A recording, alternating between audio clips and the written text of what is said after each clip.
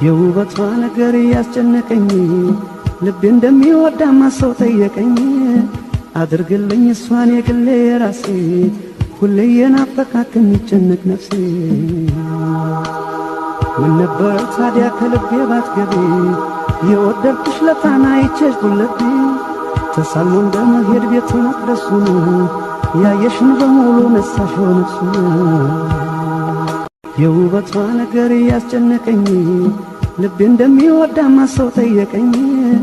አድርግልኝ እሷን የግሌ የራሴ ሁሌ የናፈቃት የሚጨነቅ ነፍሴ።